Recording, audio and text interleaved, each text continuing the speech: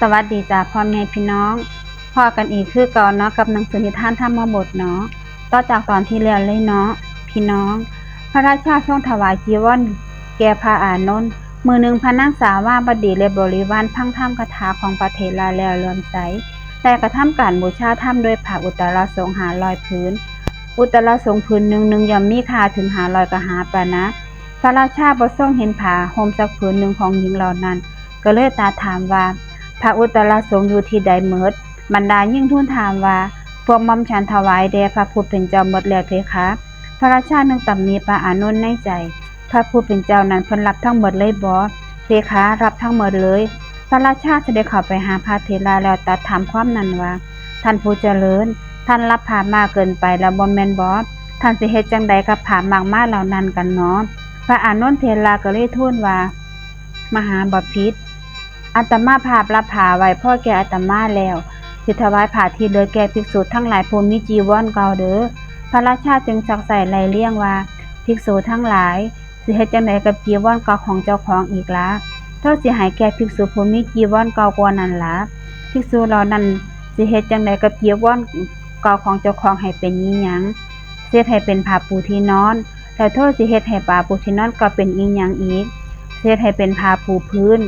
แล้วโทษสิให้ผ้าปูพื้นก็ให้เป็นอีหยังอีกล่ะขอถวายพระพรโทษสิให้เป็นผ้าเช็ดเท้าหรือว่าโทษสิตัดให้มันละเอียดและผสมด้วยดินเหนียวชาฟ้ากุฏิก็ได้เมื่อทราบดังนั้นแล้วพระเจ้าอุเทนถึงกับทรงอุทานว่าท่านผู้เจริญผ้าทั้งหลายที่ถวายแด่พระผู้เป็นเจ้าซ้ำมีประโยชน์สูงสุดประหยัดสุดๆอีหลีเนาะ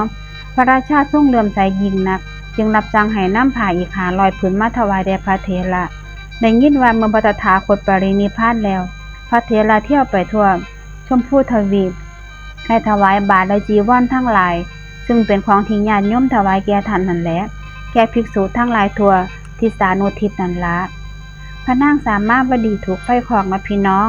ฝ่ายพระนางมาคันติยาคิดแค้นใจว่าเฮาคิดทำสิ่งใดสิ่งนั้นบ่ได้เป็นอย่างนั้นกลับเป็นอย่างอื่นไปเฮาจะทำแบบใดดีเนาะ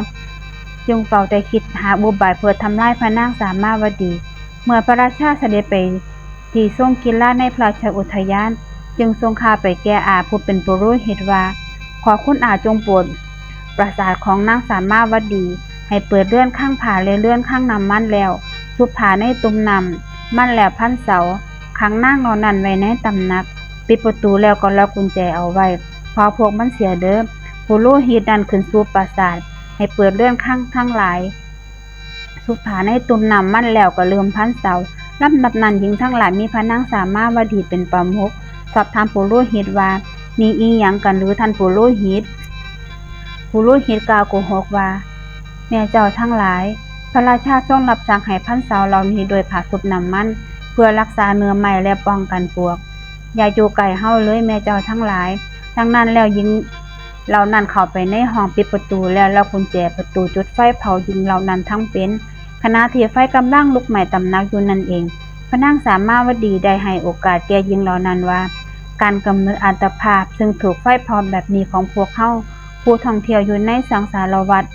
อันหาเบื้องต้นเบื้องปลายบ่ได้แม่พุทธญาณก็เฮ็ดได้บ่ง่ายนักท่านทั้งหลายจงเป็นผู้บ่ประมาทเถิดขั้นนั้นและภิกษุเป็นอันมากกับจากบิณฑบาตหลังจากฉันเข้าฝ่าพระพุทธเจ้า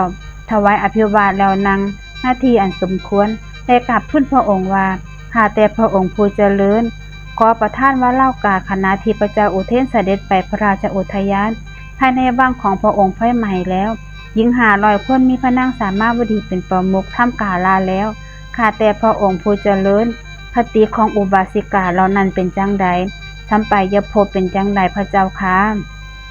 พระผู้มีพระภาคเจ้าตรัสว่าภิกษุทั้งหลายในอุบาสิกาเหล่านี้ที่เป็นโสดาบันก็มีที่เป็นสกทาคามีก็มีเป็นอนาคามีก็มีอุบาสิกาทั้งหมดนั้น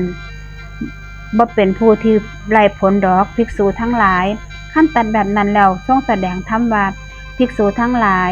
ธรรมดาสัตว์ทั้งหลายเที่ยวไปในวัฏฏะเป็นผู้บ่ประมาทตลอดกาลเป็นนิจกระทำบุญกรรมก็มีเป็นผู้มีความประมาทกระทำบาปกรรมก็มีเหตุนั้นสัตว์ผู้เที่ยวไปในวัฏฏะจึงเสวยทุกข์แน่นั่นละ พระเจ้าอุเทนลงโทษพระนางมัคคันติยากับหมู่เนาะพระราชาทรงสดับว่าตำหนักของพระนางสามารถวดีถูกไฟไหม้อยากเสด็จมาโดยเร็วแต่ก็บ่ทันเสียแล้ว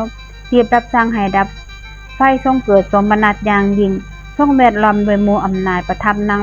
ระลึกถึงพระคุณของพระนางสามารถวดีทรงพระดำริว่านี่คงเป็นการกระทำของนางมัคคันติยาถ้าเฮาเฮ็ดให้มันหวาดกลัวแล้วถามก็จักบ่บอกเฮาจะค่อยๆถามโดยกุศโลบายให้ได้จึงตรัสกับอำมาตย์ทั้งหลายว่าท่านทั้งหลายเมื่อก่อนนั้นเฮาตั้งแต่หลับยันตื่นก็เป็นผู้ระแวงสงสัยอยู่เสมอทีเดียวนางสามารถวดีแสวงหาแต่โทษเฮาเป็นนินนางก็ตายไปแล้วบัดนี้เฮาสบายใจได้แล้วเฮาสิได้อยู่เป็นสุขเสียทีเนาะพวกอำมาตย์ทูลว่าข้าแต่สัมมาทิเทพไผหนอคือจังเฮ็ดดีแบบนี้พระราชาตรัสถามว่าคงเป็นคนที่ทำโดยความรักภักดีในโตเฮานั่นล่ะพระนางมัคคันติยาทรงยืนเฝ้าอยู่ในหม่องไกลๆฟังดำดีแล้วก็เลยจึงเข้าไปกราบทูลว่าผู้ใดพึงก็บ่กล้าทำดอกเพคะกรรมนี้หม่อมฉันเองเป็นคนเฮ็ดเพคะหม่อมฉันสั่งให้คุณอาบเผาเองเพคะพระราชาตรัสว่าคนผู้มีความหักในเฮาเกินกว่าเจ้ายอมบ่มีเฮาพอใจพระเทวีแล้วเฮาสิให้รางวัลแก่เจ้าจงเอิ้นญาติพี่น้องของเจ้ามานางทรงข่าไปแก่พวกญาติของนางพระราชาทรงพอพระหฤทัยและพระราชทานรางวัลแก่พวกเฮาจงมากันเร็วๆพระราชารับสั่งให้มอบรางวัลใหญ่แก่ญาติของพระนางมัคคันติยาผู้มาแล้วแม่พวกคนที่บ่แม่นญาติของพระนางมัคคันติยาเห็นรางวัลนั้นแล้วก็พากันเข้ามาให้สิทธิ์จ้างรางวัลกล่าวอ้างว่าพวกเฮาก็เป็นญาติห่างๆของพระนางมัคคันติยาคือกันพระราชารับสั่งให้จับคนเหล่านั้นไว้แล้วให้ขุดหลุมประมาณแค่สะดือที่พระลานหลวงแล้วให้พวกเขานั่งลงหลุมเอาดินล้วนกบให้เกี่ยฟางขุมไว้เบื้องบนแล้วจุดไฟเผาและในเวลาที่ถูกไฟไหม้นั้นรับสั่งให้ไถด้วยไถเหล็กจนร่างกายขาดเป็นท่อนเล็กท่อนน้อยส่วนพระนางมัคคันติยาพระราชารับสั่งให้เฉือนเนื้อจากสรีระของตรงที่มีเนื้อสันด้วยมีดอันคมกริบแล้วให้ทอดจุ่มขนมบังคับให้นางเคี่ยวกินเนื้อของเจ้าของจนขาดใจตายเด้อพี่น้อง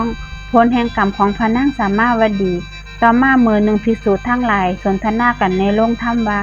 อุบาสิกาสามารถวดีพูดถึงพร้อมด้วยความศรัทธา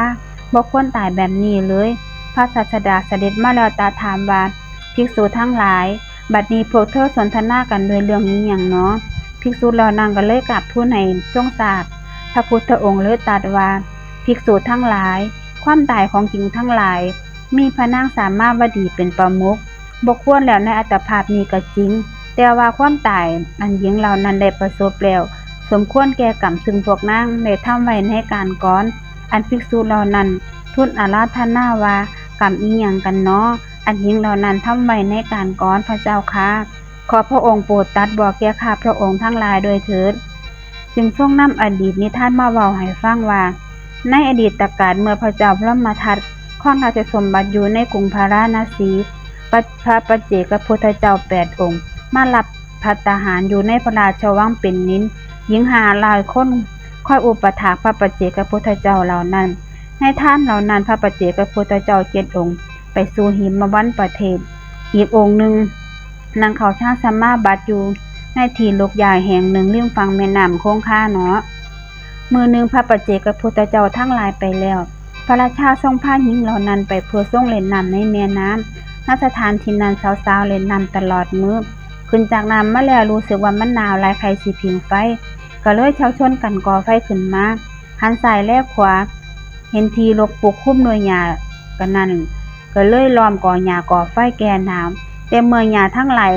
ไหม้หมดแล้วยุบลงหญิงเหล่านั้นจึงมองเห็นพระปัจเจกพุทธเจ้าถือไฟคอกดำเป็นตอตะโกก็เลยตกใจพากันกล่าวว่าพวกเฮาแย่แล้วพระปัจเจกพุทธเจ้าของพระราชาถือไฟคอกตายเสียแล้วพระราชาทรงทราบสิลงโทษพวกเฮาต้องเผาทันให้หมดทุกคนต่างซอยกันหากิ่งไม้แห่งกองสูงพระปัจเจกพุทธเจ้าแล้วจุดไฟเผาเสร็จแล้วก็พากันหลีกหนีไปโดยสำคัญนี้ว่ากองไฟขนาดนี้ขนาดพระปัจเจกพุทธเจ้าคงสิไหม้บ่เหลือแน่นอน ครั้งแรกพวกเธอบ่มีเจตนาแต่บัดนี้ได้ทำกรรมหนัก